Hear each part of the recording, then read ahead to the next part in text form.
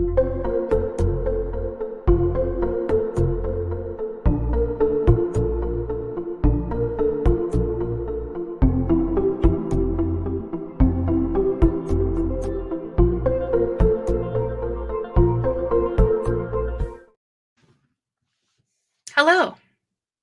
Hey, What kind of a hey is that when we're live? yeah, man, here we are. I mean, it's not Wednesday, but it's Tuesday. We're doing this thing early so that, we can all enjoy our pumpkin pie and green bean casserole. And, you Yep. know, if you eat the gobbledygook, The gobbledygook. it's turkey, gobble, gobble, gobble. Oh, I right, don't right. eat the turkey, but my parents do. We make the turkey. We don't deep fry it or anything like so many ambitious people. Yeah, that's a weird thing. I've never had fried turkey. I don't Mm. intend to. I think it's really weird. And I'm thankful I that don't my know. family doesn't do that. So, Why? What would make the difference? I have a cousin that, well, he's not really my cousin. He's my cousin's husband, but he's a firefighter, and he says like a lot of people end up setting things on fire trying to deep fry their turkeys and stuff like that. yeah, There's no doubt in my mind. Put them out. yeah. Is it just me or is He has static. Brad, are Yeah. you static man? Yeah. He's got static all of a sudden, so you were fine before we started the live, so it might just be your I don't know what it is. you might have well, my phone's making sounds. Oh, hey, there's the phone. Don't get us demonetized. Sorry. As if we were. We're not monetized. So. Oh yeah, that's why I'm poor. Yeah, sure. With our faithful viewer. I know everybody watches it after the fact, but that's okay. Let's see. Ooh, do we like that You trying one? some different arrangements? Yeah. Is it still staticky? Oh, that's better. It's a little better. Okay, I'm trying to figure out if it was my microphone or if it's my ceiling fan. I was trying to figure out which one. Oh, interesting. Let's making a Faraday cage and therefore setting off an ionic charge around your room. Yeah, it's charging your room. Yep. Ionic discharge. Spreading out those positive ions everywhere. You got to stop that. Jargon. So we are missing a few tonight. Some people said they could be here, and then they're not here. Some people couldn't switch the day; they needed to do Wednesday. But for the majority of us, Wednesday was no good. So here we are. Tonight's topic. I feel like we've kind of touched on this before in previous chapters, but definitely some interesting points here tonight. With the harsh tongue. Yeah, I'm just trying to keep it mellow. Yeah. Why? Because so I'm not going to be harsh, man. Okay. It reminds me of a show where he says, he's talking really soft and he's like, so one thing you don't want to do is ever raise your voice and, oh no, I hear that I'm getting a little elevated. I'm so sorry for that. Yes, very much. I apologize. I'm indebted to you. So the harsh tongue, though, doesn't necessarily mean that. You can still be yourself, Andy Rue, and you can still be your animated self, which is very enjoyable, and we do all enjoy it. Well, hey, you get some dynamics in here, You can't have loud and funny without the somber moments. It's good drama. Good drama. So just like a James Bond film, words never die. And we want to be careful with how we speak, especially in harsh tones. I think about harsh music, and when you have like certain note tones, especially like sirens. Yeah. And there's like that piercing. I don't know what interval it's in. Is it like minor thirds or something? I don't know. I'm not a musician. I know just about enough about music to get in trouble. Maybe Brett, when he comes back, can I think he's trying to fix his connection. So let's see. Brett, can you hear us? Yeah, I accidentally closed StreamYard because Oh. I was looking at the chat and I was like, okay, I'm done with the chat. But I clicked done on StreamYard and it closed the whole thing. Oh, well, you sound better. Okay. Okay, But that's cool. a Bible verse that came to my mind about this topic is in Proverbs somewhere. It says, "A soft answer turns away wrath." Oh, that's our verse for tonight. It's Proverbs 15:1. Soft answer. A gentle answer will calm a person's anger, but an unkind answer will cause more anger. Gentle. We're gonna do some ASMR on this channel. No, please don't. You're gonna make my ear freak out with my headphones. I don't have stereo. No, stop.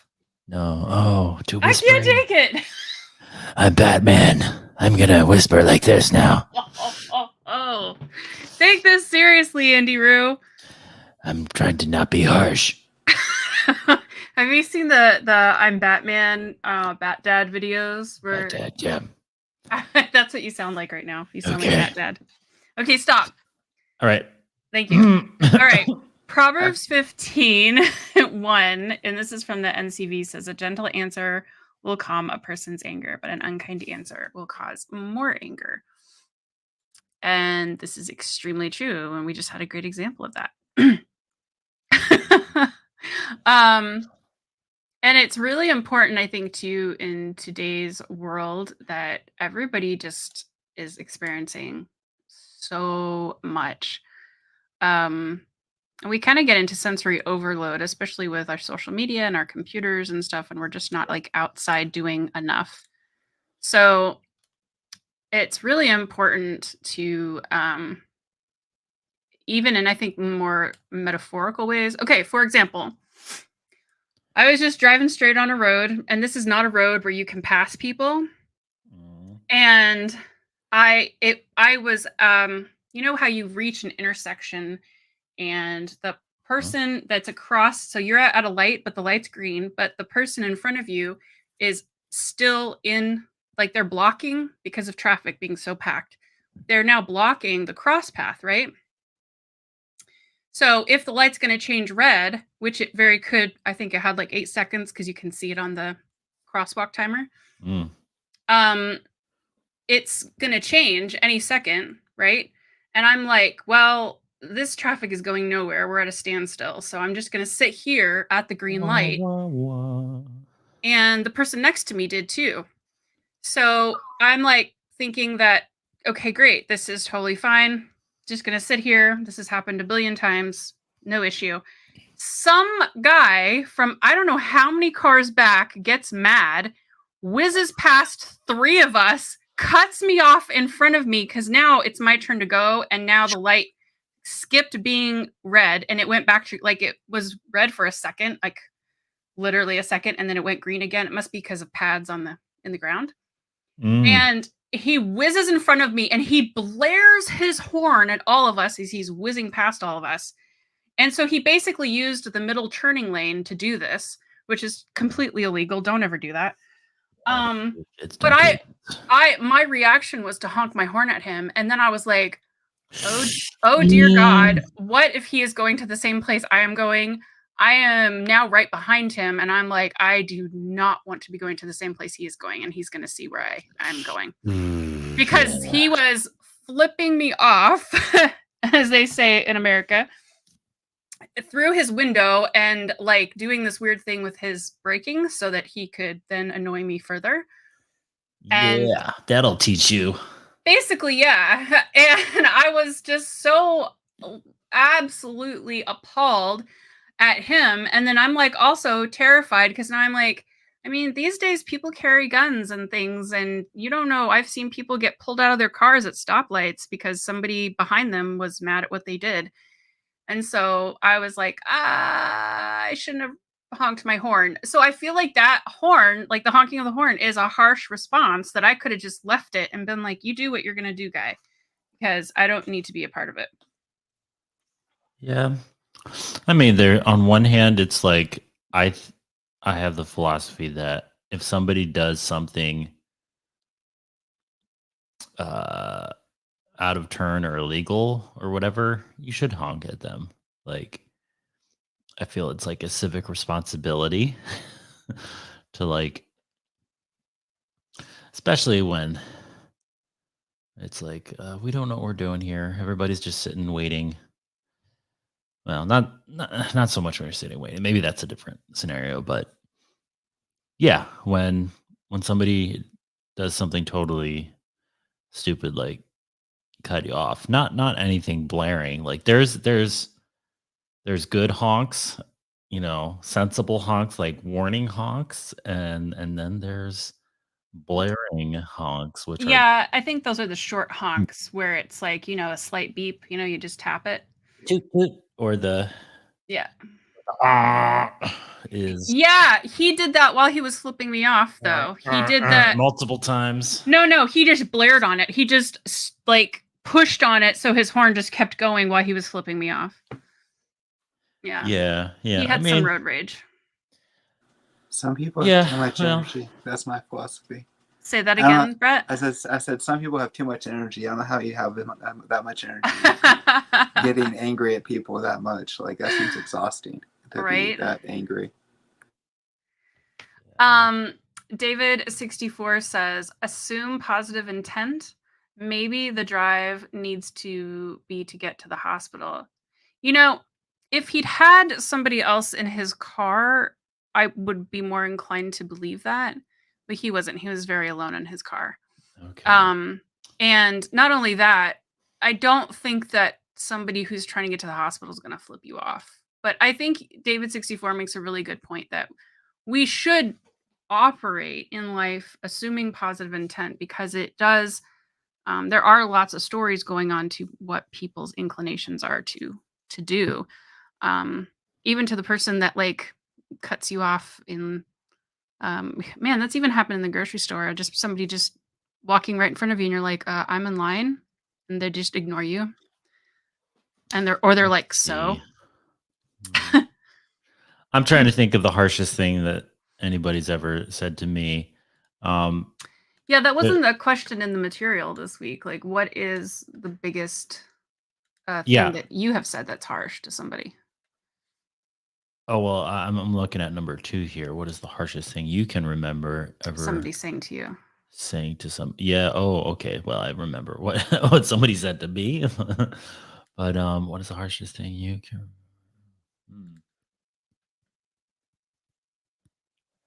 Yeah, it's probably in high school. Yeah, I don't think I can say that on stream. Yeah, I remember. I remember back when I was in I was like in like middle school, like 6th or 7th grade or stuff like that. I think I'm just another stream.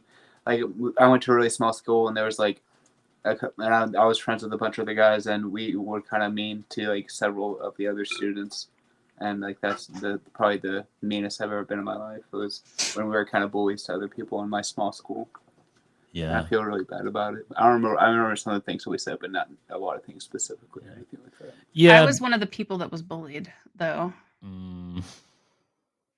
Like, really, it was really bad, and my school did absolutely nothing for it. Basically, just, oh, well, sorry. Why so harsh? We can't control them. And it's like, well, I even remember my mom having parental meetings with, other parents. And basically the parents were like, well, maybe she deserved it. Like, okay. That's a little weird in a Christian school to be having that attitude. And I think, honestly, the biggest reason I was a target was because I was tall. I was really tall. Well, everybody else was still like under 5 foot tall. I was already 5'10". So yeah, most of the reason, like I think why we did it to the people is because most of us have been going to school together since we were like in kindergarten, and most people that were bullies too were kind of new kids and that sort of thing. So like maybe that's why we did it. I don't really remember thinking about why I did it or anything like that. I just remember now always feeling bad about it. And I like pray for them. I'm like, Lord, wherever they are, be kind to them, repay them for me. I don't know anything what's going on in their lives. Like, repay them kindness for the evil that I did. It was really interesting as adults. There's 2 of my previous bullies I'd ran into, and one I was just visiting the area I used to live in, and we were walking like towards each other, but so we were going to be in opposite directions, right? And this kid, we were kids. We were like 19, maybe 20. Kiddos. Yeah, we were just kids. And he runs up to me and he's like, "Can I hug you? How are you?" And I was like, "What's wrong with you?" Okay. And he's like, "I just got back from the most amazing mission trip to Africa." He's like, "Where are you going? Can I walk with you?" And I was like, "Okay." Because I was just so weirded out by this whole, phenomenon happening. And he walked with me and he told me, like, for the next 3 blocks, he told me about his trip, what he'd been doing. He apologized profusely for like any wrongdoings he'd ever had for me. And he was just like so gracious. And I was really, in fact, a friend of mine and I were just reminiscing about this the other day because she did actually date this guy for a while. And but it was so interesting because he was really being peer pressured into bullying by somebody else. And it was so nice to have that like closure, at least partially, from the group that had been so just detrimental to me, and detrimental to my psyche in junior high school. And then the other one I actually met, I was already engaged to another guy, so I did turn him down, but we ran into each other again. I'm visiting the old area I used to live in and grow up in. And he was like, "Man, I had the biggest crush on you since we were like in 5th grade. Would you like to go out sometime?" And I was like, "I'm engaged." And he was like, "Oh." And so here's the thing, and this is my point about that story. Sometimes people attack you because they actually really like you. And it can be for a lot of different reasons. And also jealousy. I've noticed with adults, jealousy is like a really big one for having a really harsh tongue to people. Another friend and I were just talking about an incident with somebody else that we had observed. And we were like, what is going on with this person? And then we figured it out. You know what? It's jealousy. Yeah, well, you can't always assert your dominance via physical, Or harsh words. yeah, well, via physical prowess. So, Mm. what do? You do it through gossip and Oh, slander, and I get you. and and if you can't achieve that, then you feel it's like, oh, I don't like what they have. I wasn't able to connive or whatever, Yeah. and so that's how it goes. People, you end up speaking harsh words because of, uh, where do quarrels come from? It's because you don't have something, and yeah, there's some jealousy in there. That's what James says, at least. What verse is that? It's towards the beginning somewhere. Okay. It's like, where do quarrels come from? I made the game, Andy Roo. Okay, cool beans. James 4. Where do all the fights and quarrels among you come from? They come from your desires for pleasure, which are constantly fighting within you. You want things, but you cannot have them, so you are ready to kill, ready to be harsh about it. You strongly desire things, but you cannot get them, so you quarrel and fight. And,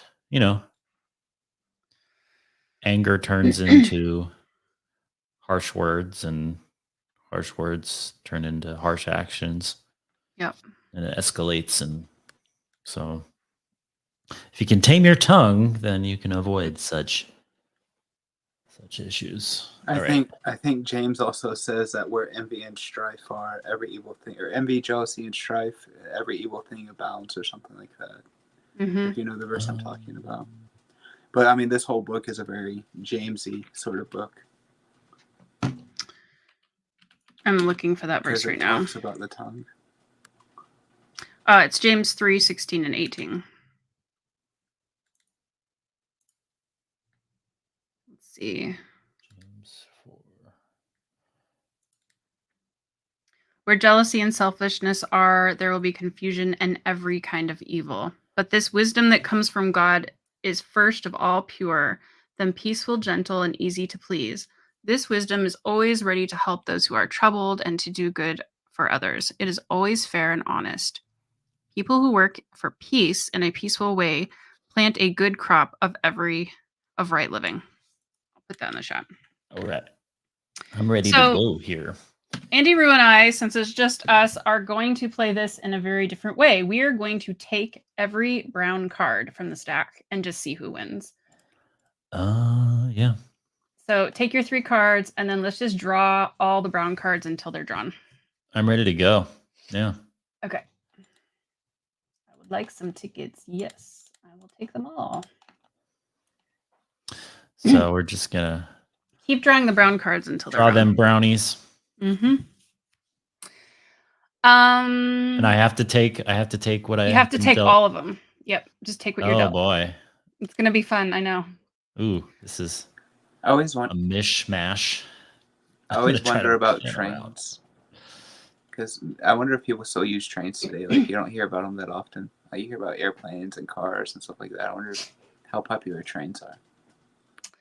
Yeah, I think that they used to be cheaper than flying, but now it's the reverse is the problem. So it's actually cheaper to take a flight, and it's a lot. The expense is a lot more for the trains. So until I think our network here in the United States is, more like Japan's, I don't think we're going to have, that speed and ease. Yeah, there. I heard talks about wanting to do revitalize the rails between where I am in Pennsylvania and New York City. Oh boy, this is like I know in major cities they have like subways and that sort of thing, but not necessarily like I was thinking of the big trains. There is a subway in LA it hasn't been used since like 1930 or something. It's crazy. It is crazy. Okay, do we take all the cards? We took all the cards, so now I have 15. You have 15. Yep, we both have 15. Okay. One of my very best friend actually has a great talk on how you cannot put the toothpaste back in the tube. Mm-hmm. Because words never die. They lodge permanently in the heart of the hearer. Because they have such a long-lasting impact, it behooves us to release them with wisdom and care. Harshness emanates from our fleshly nature, which in its selfishness fails to stop and understand the impact of our communication. Kindness, on the other hand, is produced in us by the Holy Spirit, who wants us to dwell in our hearts continually and to impact our every word. Harshness in its extreme becomes verbal abuse. Unlike physical abuse, which attacks the body, verbal abuse attacks a person's very soul, very core of their being. Okay. I think it's still your turn. It is. Very interesting. Okay. Well, that was actually from the book that we have been using for this program. This is going to be very interesting. Like it's a difficult thing to like say like harsh. Like I'm not like a very intense person. I'm pretty relaxed. But it's like, in the Bible there's like God says harsh things. So is there like a difference between being stern and like discipline and like harshness is like, it's like when it's like a fine balance, like how do you be stern and use discipline, and what's the difference between that and harsh? Because God sometimes deals sternly and disciplines us and that sort of thing in the Bible. So it's like, what is the difference, Because I think there's an appropriate methodology to being, ministerial and your sternness and discipline. But there's like a perversion that's like harsh and violent sort of way of doing things. Yeah. Yep. Exactly.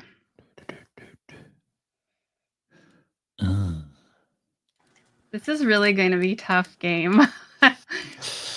Yeah. I'm like keep flipping through them all just to see which ones are my higher cards, because obviously they're not in any like specific order. Mm-hmm. Europe. No, this is America, not Europe. Sorry. America.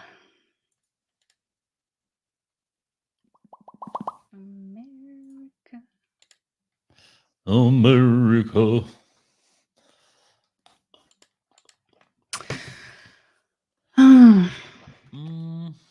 David 64 says, well, trains are more popular in Europe and South Asia. Yes, they are. Yeah.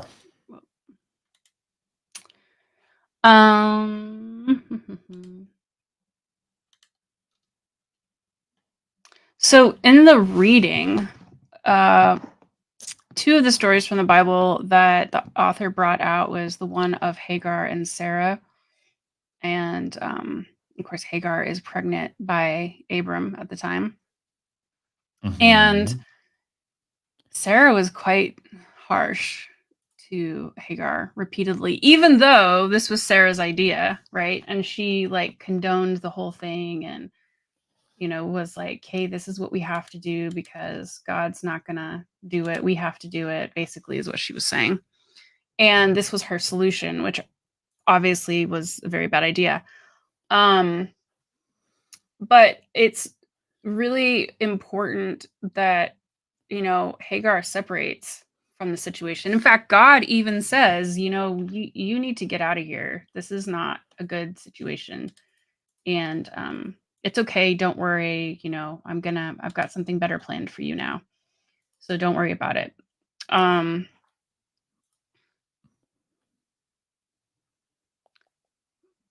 But in that story, the author also says, is there any justification for being harsh to someone?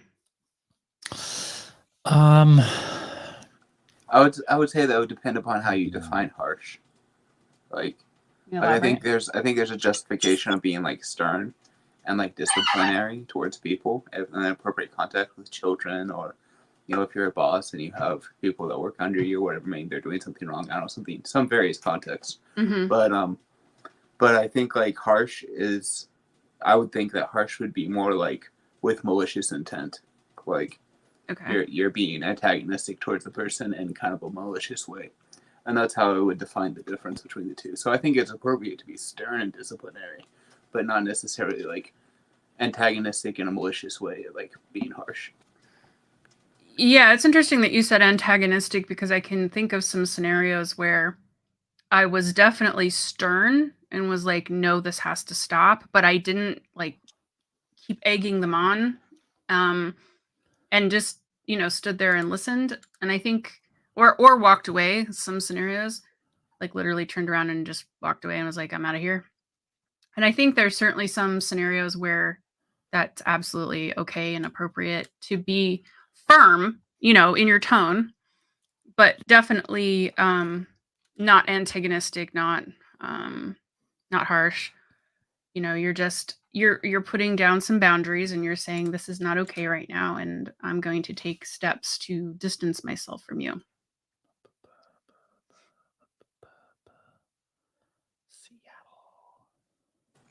Because I think that's like, you know, similarly like with a lot of people, sometimes they have a problem with the things that the Bible says because it seems hateful. But there's a difference between God being stern and disciplinary and rather God being harsh towards us or having malicious intent towards us and actually being hateful and that sort of thing. So there's like a difference between the two. Hey, even Jesus went into the temple yelling and flipping over tables. So. Hey, yo, what are you doing there? Get out of here, people. You're selling stuff in God's house. Come on. What are you thinking? You think that he said it in a very calm tone? I don't think he did. I really don't think he did. I think he was pretty much like, you know, yelling at least above his normal speaking tone and completely what's the word? Oh, look at you. I mean, if he's literally going through the place flipping over tables, he's got to have some adrenaline going in his system. So there's no way he was totally calm. I do think that, and we see it a lot of Jesus speaking, though, even when people have done the wrong thing, he's very kind of like questioning them, you know, like thinking of when they pulled the woman who they had caught in adultery, which of course they set her up to do in the first place. But how interesting is it that he's like, you know, totally just listening to them, and then he's like, so woman, nobody's here to condemn you anymore, so what's up? You know, what's up with that? Don't sin anymore. Just don't sin. I think something that is like it talks about in the spirit of prophecy. It's like I think something that's lost in some people's interpretation of the way that Jesus was talking to people is that he was like visibly and upset with people, like in the sense that he was tearful and his heart was torn towards people, and he wasn't just going around yelling at people like a crazy person. He was like empathetic and really distraught and tearful in the things that he was saying and that sort of thing. He wasn't just being mean and that sort of thing. I think he probably would have been quite emotional person in general, because he knows what his existence is doing and can do for the world. And from 12 years old, he was hanging out in the temple. So, yeah. Yeah. The other interesting story that the author brings out, which is one that I know I'd read before, but it had been a really long time, is, and I don't know if you guys have anything to say about it because we haven't actually talked about it, but it's was it Nabal? And did I say that right? Nabal? Mm-hmm. Nabal, yeah. Yeah. So that was really interesting. I read the whole chapter in the Bible and I was just like, wow, okay. So do you know the story? Let's see. I've seen it in a David movie. I think I've read it before in the Bible, but I watched a David movie and it was in there. It takes place in 1 Samuel 25. Yeah, so here it says Nabal was a rich Calebite, described as harsh and surly. He is featured in a story in which he is threatened by David over an insult and ultimately killed by God. David, who was not yet king, and his band of men who had been fleeing from King Saul went to the wilderness of Paran. The account states that Nabal lived in the city of Maon and owned much land in the town of Carmel, as many sheep and goats. The account is set in the time of sheep shearing, which in Israeli culture was a time of great festivities, owing to the importance of the wool trade. At this time, David sent 10 men to Nabal. David told his men to remind Nabal that his men had not harmed or robbed Nabal's shepherds, and requested that Nabal give him whatever provisions were on hand. David's request is couched in language that refers to David's men as Nabal's servants and to David himself as Nabal's son. So he's trying to humble himself. And so Nabal speaks some harsh words to David. Who is David? And who is the son of Jesse? There are many servants these days that break away from every man from his master. Shall I then take my bread and my water and my meat that I have killed for my shearers and give it to the men whom I know not where they are? And so David and his 400 men armed themselves with swords. And yeah.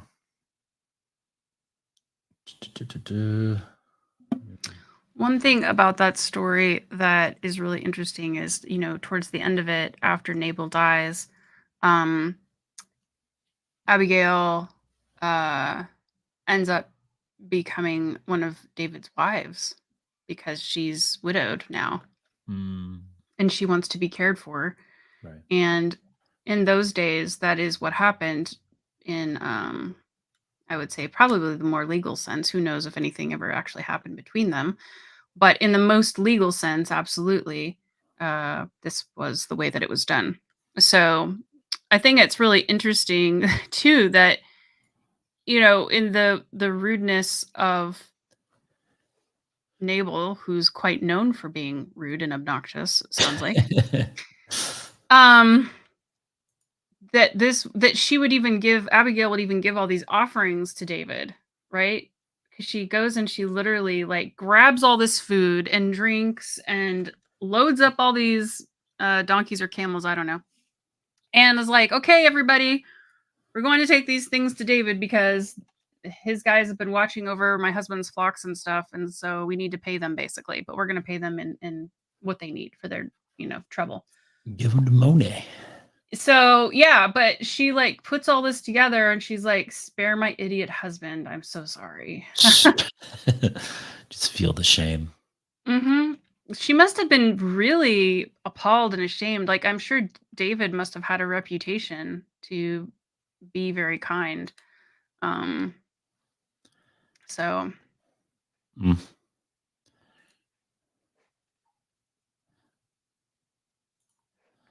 don't think we're going to really worry about. It's actually, you want to do the shortest route possible for this.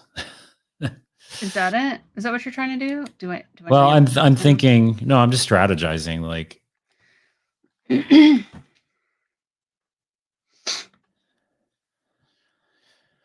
yeah. This should be a very interesting game. How many cards have you fulfilled?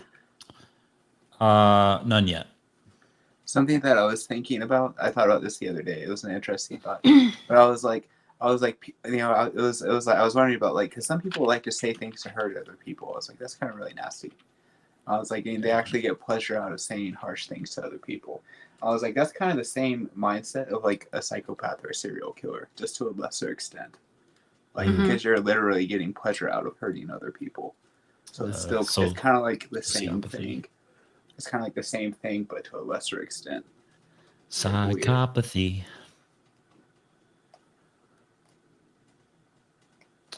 Ooh, I could go that way. But no, I can't. So, because you just went there. I'm so sorry. There's other ways to get there. More than one way to skin a cat. I mean, there is, I'm sure, but that's such a horrible phrase. Oh, yep. I think David 64 was saying this about Abigail to David, ironically, because she brought all this food for him and his men, and David 64 says the way to a man's heart, food. Yes. Food. Good food. Good food. Yeah, make sure it's good food, not bad food, because then it would be probably do the opposite. You're like, yeah, I don't really need you around. That'd be great.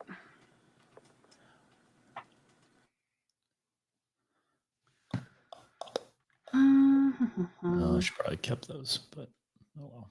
Coulda, shoulda, woulda. Shoulda, coulda, woulda.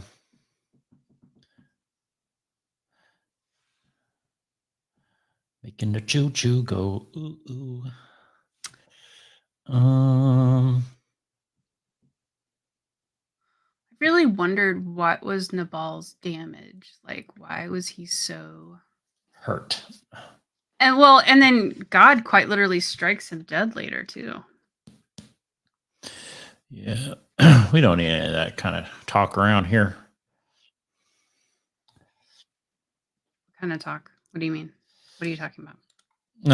When he talks about like, who are you and your men, you know? Oh, gotcha. I can't just go around feeding everybody. I can't, give around everybody their stuff. And when he said, "Who is David and who is Jesse's son?" or whatever, it reminded me of Pharaoh when he was like, "Who is God that I should obey him?" Yeah. Oh, that must be the common way. Catch that. Yeah, that must be the common way that you insult somebody. Like, I don't know this guy. Well, we kind of do the same thing today because, like, if someone tells you what to do and like you don't want to do it, you go, "Who are you to tell me what to do?" and that sort of thing, Right. Or like at the end of in Revelation, where or no, I'm sorry, Matthew 25. He'll turn people away and say, "I never knew you." Oh yeah, yep. That is probably a common insult for the day and times. That's a good point. That's a very good point, man.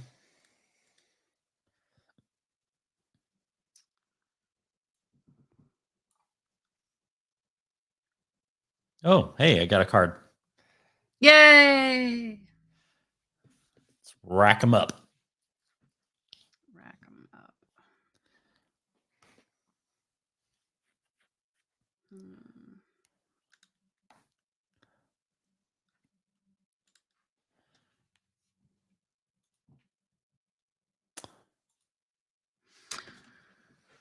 I'm sure somebody out there has expanded on why Nabal was so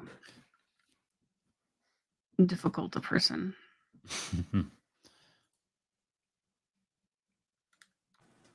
That reminded me of because like they have like various expansions on like I saw this one collection of writings by Charles Spurgeon that's writings on devotionals or something like that on the Psalms or something. He has like a 3-book series that goes through the whole Psalms. It has like a Bible study for the whole book of Psalms. And I started reading through it and it had some pretty interesting stuff in it. But it reminded me because it was also about David, or partially at least.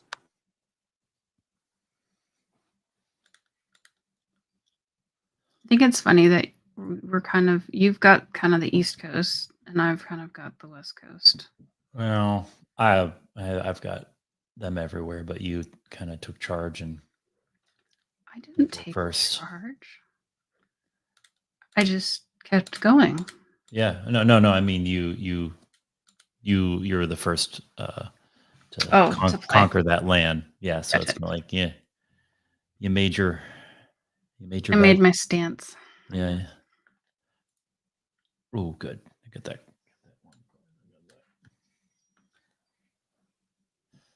Alrighty.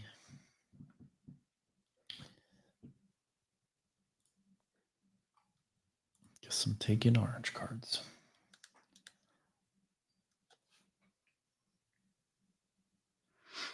I'm trying to think of other stories where people dealt harshly with someone. Oh, I have a good example. Me too. I have a good example of when someone dealt sternly with somebody, but not harshly, and it also does deal with David. So, like when David did the thing with Bathsheba and killed her husband and that sort of thing. Yeah, that was awful.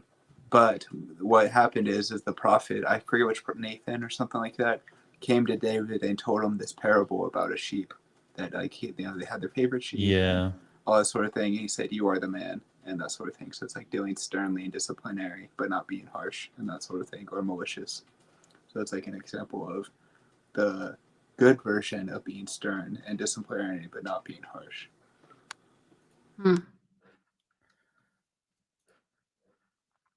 Interesting.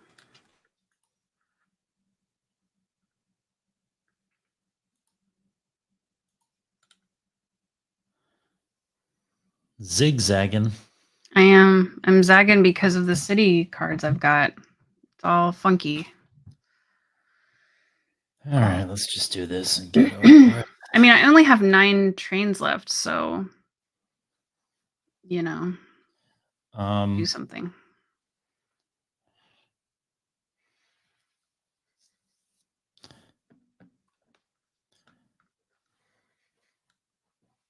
Do something.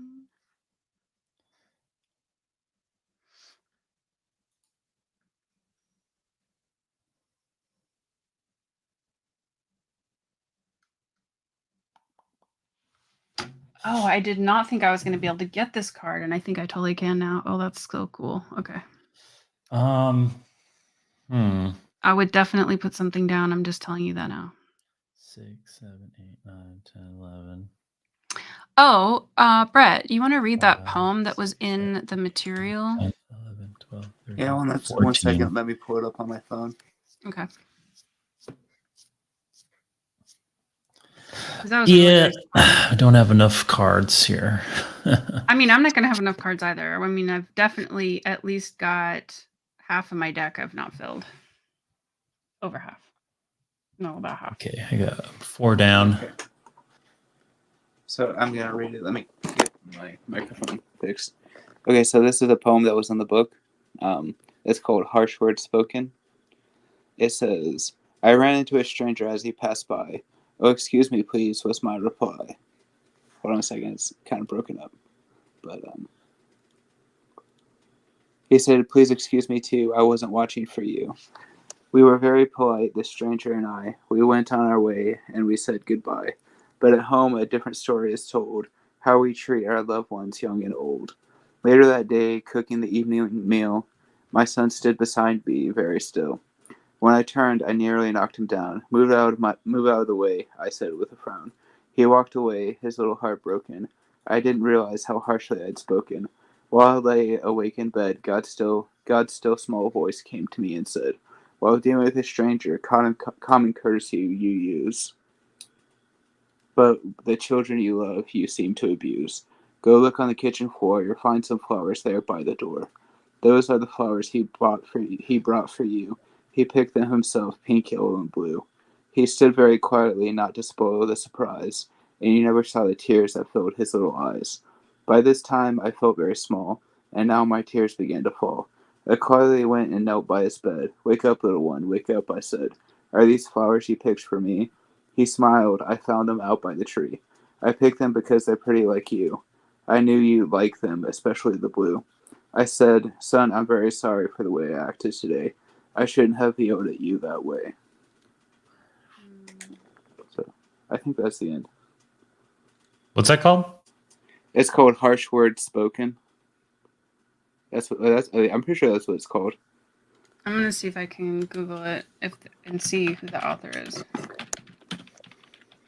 I think the person who wrote this book might have written this poem. No, I think I've seen it somewhere else, honestly. It doesn't say who it's by. I'm looking for it, but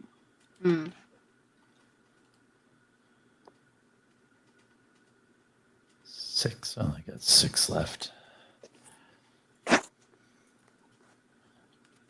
I would put something down because I'm about to go out. Shoot. I'm looking for an opportunity here. Okay. Take your time. They're all Plenty of time on the clocks.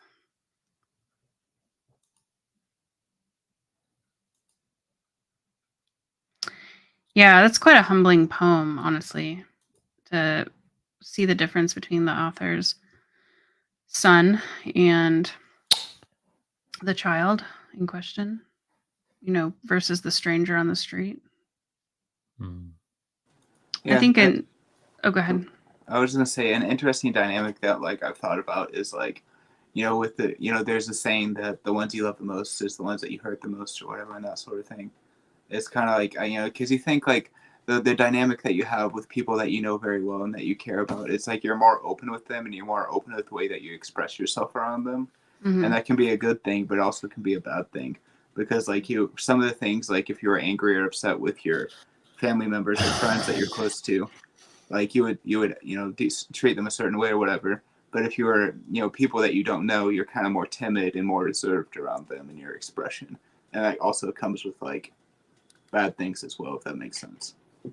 Yeah, you definitely are probably more cautious and quiet around people you don't know as well, and so that that can be a big that changes how you interact with people. And then the people that you trust the most, you tend to let your guard down, don't you? Well, I'll just do that, I guess.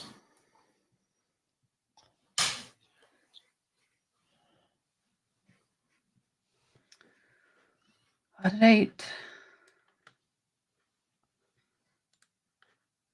Last turn. It's your last go, Andy Roo.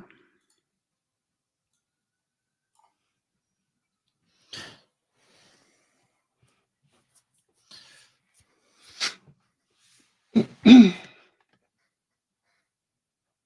don't think there is a spot that I can lay down a single now. Oh no, there is, kind of in the center. That's all I have is one. I'll put it down. All right, this will be interesting.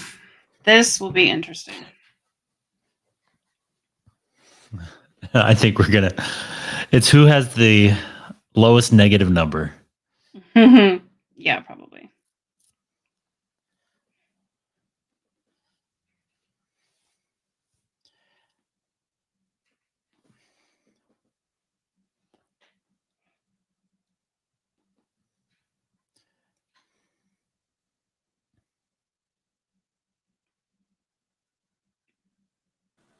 One step forward, two steps back. Mm-hmm. Very nice. Okay.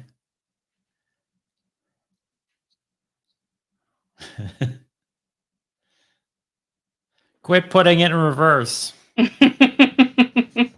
No, you're fine. It's not sticking. No, you're far enough away from the curb.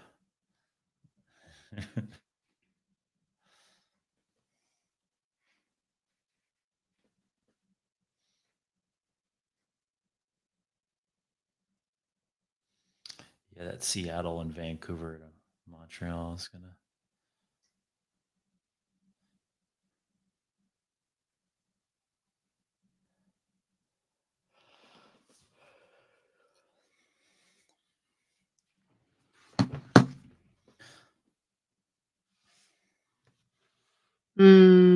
Something I started noticing with like social media is you see all these train wrecks of all these semi-trailers pulling over train tracks and getting stuck and all that stuff. Mm-hmm. I've seen it like one happened in Chattanooga, and that's not that far away from me, about hour or so. But then one happened right up the road from me, like probably 15 minutes away from my house.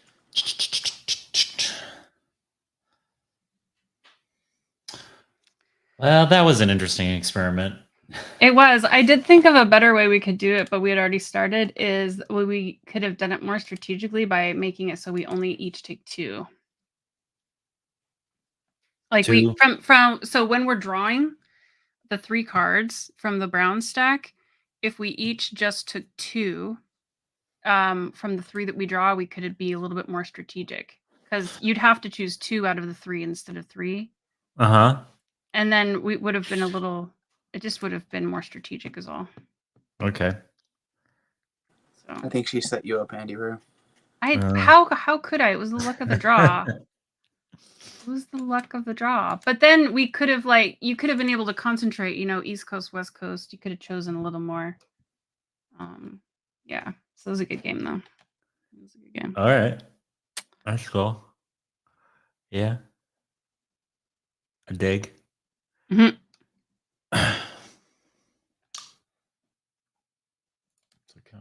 Well, here we are again. The game is over. It is more fun when we can all be here. That's for sure. It is nice. I was trying to think of another example of someone dealing harshly with somebody in the Bible, but I couldn't think of one. I could think of more stern and disciplinary things, because those probably happen a lot in the Bible, but I was trying to think of harsh ones. I couldn't come up with one. Let's go to the internet machine. What does the Bible say about dealing with difficult people? It says, see Nabal. Jesus definitely had his words for harsh people, but he's he gives us an example of how to work with people. What's his example? He actually gives the command, in the Sermon on the Mount. He talks about, if you're at the altar and there remember that you have something against your brother, or no, I'm sorry, and you remember that your brother has something against you, like if somebody's angry with you, let me look it up so that I'm not misquoting here. Yeah, don't misquote. Because the way it reads. We don't want to go around misquoting Jesus. That'd be bad. Misquoting Jesus. We don't want to be Bart Ehrman, or whoever wrote that book. So if you are offering your gift at the altar and there remember that your brother has something against you, your brother has something against you, right? So it's not you're mad with somebody, like, why did this person take advantage of me? I'm cross with them. But you remember that somebody is angry at you. So there's somebody who's harsh, who is cross with you. Leave your gift there at the altar and go be reconciled to them first, and then come and offer your gift. So it's like being the bigger man and taking the initiative, I guess, rather than waiting. It's like I didn't do anything. What's their problem? Like, I'm not going to go apologize. But they're saying no. Jesus is saying, go be the bigger man. Admit your admit you're wrong, ask for forgiveness, and do a Matthew 18. Mm-hmm. Do your biblical duty to reconcile in private. Yep. And make it better. So, yeah, next time you have an issue, instead of this ties into so many of the other lessons we've talked about on here with gossip and jealousy and whatnot, but making sure that you step up and take responsibility for breaking the cycle of distrust and anger and slander and whatnot. So, I've noticed, probably with some of the classes I've been doing in the last few years, but the more I see people, that are, I would call it barking at other people, especially when I'm out in public or, even between friends. And sometimes I've been the one barking, and Pain will do that to me. And I know you guys love me, but I know I've barked at you all because I'm in physical pain, and I tend to block it out and block it out and block it out and block it out because I don't like taking pills. But then I will get to the point where it's like, I'm at the point of no return. You don't want to be around me. You don't want to talk to me. As well go. Stay away. I'm like, was Elijah's like, God, I want to die. And God's like, go lay down. Stop being so dramatic. Go have a snack. Go sleep. Go eat a Snickers. So, but when I see people that are barking, I've gotten to the point where I'm just like, that person must have some major trauma or something that's going on in their lives that's causing them to be like this. And so it's a lot easier to look at somebody who is acting like, out of character, right? Even if I don't know them, I've certainly seen them around. I mean, you kind of, like when you're parking in a shopping center and you're walking in and you keep seeing the person that you walked in with at the same time. And you're like, it's almost like you're shopping with this stranger because you're like in the same aisles, and you even tend to check out around the same time. But there's people like that you see regularly out all over. And I've seen like one of the same, at least where I used to live, I would see some of the same people so often that they started like chatting to me in the checkout line and asking how I've been. And how do you do? Oh, I haven't seen you in a while. You okay? And you start to, these strangers, they are strangers. You have no other relationship with them outside of that. But how different would it be is when you see that person on a bad day and they're the one barking at you, right? And you can go, "Oh, I'm so sorry you're having a bad day. It'll get better." You can be kind and generous with your comments instead of being like, "Ah, what is her problem? I can't stand this," Liberty gibbert. Yeah, exactly. Yeah, we are not practicing our active listening skills when we allow the barking. We need a whimsical double speak for anger when you're letting the feels get to you. Barking made sense. Barking, yeah. Bark, stark raving mad. Barking mad. Yeah, you're like a little chihuahua. Well, I think about it in the sense. No, I think about it in the sense that it just, that person who's doing that in the moment when there's been like no provocation and they have absolutely no reason to be doing that, it's like, oh, it makes me think of a sick dog or an injured dog that literally will bark at you and snarl because they think you're going to hurt them more, or they're just scared. And they just bark and snarl and they're freaking out. And then all of a sudden, when they realize that you're actually going to help them, they're like, "Oh, thank you." And they're kissing you and just like, "Thank you, thank you, thank you." That's what I'm thinking of. So that's why I use the terminology of bark. Yeah, it's funny when dogs bark at each other from a distance, and then you put them close together, and it's like, oh, you want to get some coffee sometime? I forget what I was doing. Oh wait, It's I like- know. I was barking at you. I saw a Instagram reel or something like that. It was two dogs barking on the other side of the fence, and they lift up the fence, and the dogs would just kind of like calm down and look at each other, and they close the fence again. They're barking again. Yeah, Dogs are crazy. don't be that. I mean, there's an object lesson in there. It's like you have to. You can bark at somebody from a distance. You know, it's easy to get angry at a distance because you're not involved in people's lives. But once you get up close and you see their face and you understand them, you discern their face, you discern who they are, then it's harder to act that way towards them. I think it's a good analogy for the internet. Yeah, that too. Yeah. That too. Sadly. Anything else? Any other questions, comments, or snide remarks before we sign off? I'm ready to go here. I want to. No, I'm tired too. Eat some I think cookies. this was really great. I think we covered the topic really thoroughly, and I'm really glad that we've been able to get through this, especially without all of our other persons that we miss and we wish were here tonight in case they watch this later. Next time, though, let me pull up the book. I'm sorry, not the book. What the chapter that we are doing next time is? Yeah, the chapter. And of course, that's not the book I was reading most recently, so that's not the one that popped up in my Kindle.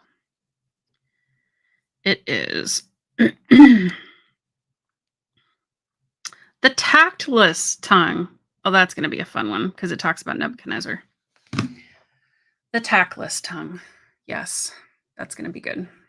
So join us for sure, please, next time, even if you watch this later, which I know a lot of you do. Thank you for listening. Please join us next time for The Tactless Tongue. And please make sure that your tongue is grounded by the Holy Spirit. And in that, I mean, because I did another talk about this on Friday. Oh, I should do one of these for the guild on the topic I did Friday. Just start your day out and just invite the Holy Spirit into your day, invite God into your day. And, if you're feeling stressed out, do what I do and throw in some Psalms and, hey, chill out. Hey, Tiny Tabernacle, you want to take us out in prayer, and we'll close up shop. Okay. All right. Dear Father in heaven, thank you for letting us have the time together here tonight and getting to study your word and have conversation about that and all that sort of stuff. And thank you for Thanksgiving and all that sort of stuff that we're going to have in America here. And yeah, and hope everybody else have a good rest of the night or whatever time it is, wherever they are, and be with them and all that sort of stuff. And amen in Jesus' name.